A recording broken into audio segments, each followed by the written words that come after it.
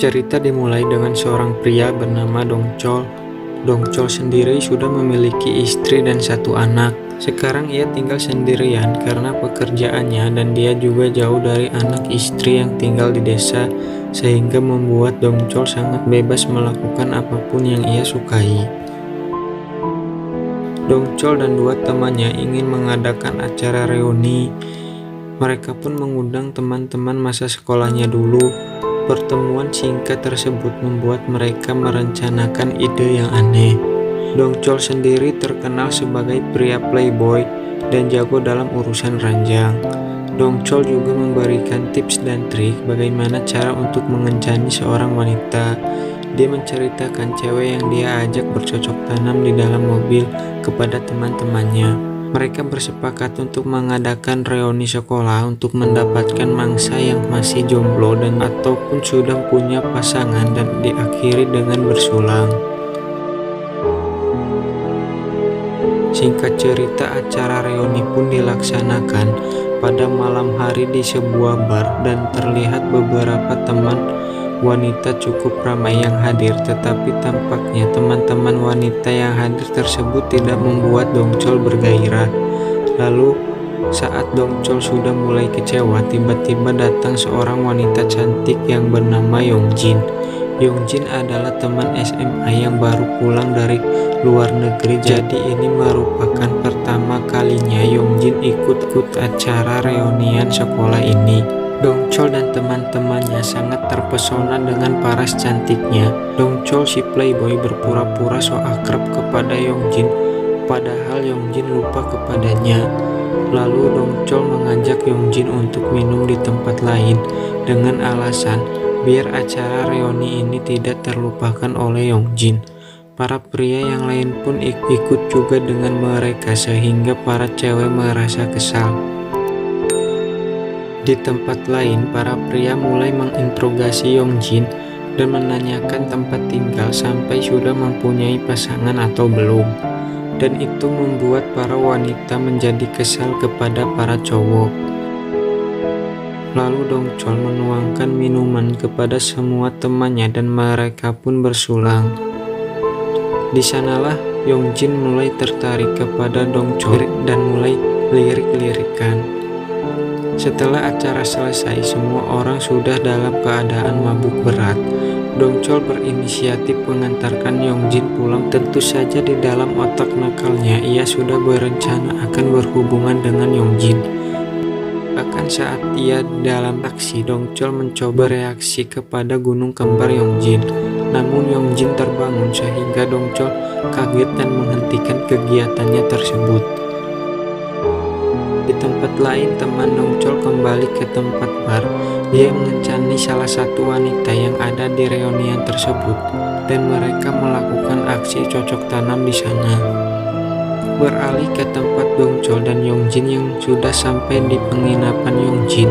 Namun tetap saja Dongchol mulai mencari cara agar bisa ikut ke tempat penginapan Yongjin dan mulai memancing kalau setelah makan dia merencanakan akan bercocok tanam di hotel bersama Yongjin. Namun nampaknya Yongjin bukan wanita murahan yang dapat dengan mudah didapatkan. Dongchol malah disuruh untuk pergi dari penginapan, namun Yongjin tetap memberikan nomor HP-nya kepada Dongchol. Di keesokan harinya, Dongchol mengajak Yongjin makan siang di sebuah kedai dengan sesekali merayu Yongjin agar rencana cocok tanamnya berhasil. Kemudian mereka minum di bar di tempat Dongchol bekerja. Yongjin mengatakan bahwa ternyata suaminya berada di luar kota untuk suatu pekerjaan, sedangkan Dongchol mengaku bahwa dia adalah ayah yang bebas karena istri dan anaknya jauh di kampung. Yongjin yang merasa gerah karena banyak minum, lalu ia melepaskan jaketnya sehingga gunung kembarnya pun terlihat oleh Dongchol. Lalu Dongchol bercanda kepada Yongjin dengan menanyakan gunung itu asli atau tidak, dan Yongjin pun bilang itu asli. Lalu Dongchol berkata, kalau asli bolehkah ku pegang untuk memastikannya, dan saat itu Yongjin marah dan menepis tangan Dongchol. Singkat cerita, Dongchol dan kedua temannya bersepakat berkumpul di kafe untuk menceritakan kedekatan Dongchol dengan Yongjin.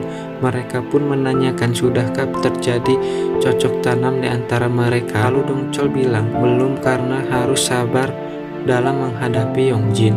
Di tengah obrolan, mereka langsung mendapat ide untuk mengencani wanita. Mereka berencana berkemah di sebuah bukit guna mencari kesempatan untuk cocok tanam.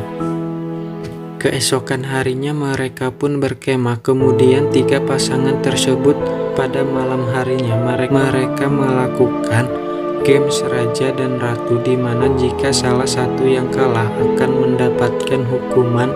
Yongjin yang kalah harus rela menerima ciuman dari Dongchol yang beruntung karena menjadi raja dalam permainan itu. Ada 3 coklat yang diletakkan pada kening, bibir, dan leher Yongjin, dan Dongchol pun harus memakan coklat yang ada pada Yongjin. Singkat cerita, saat berjalan-jalan menghirup udara segar, Yongjin dan Dongchol mendengar suara berisik dari salah satu tenda sehingga membuat mereka penasaran dan menghampiri tenda tersebut.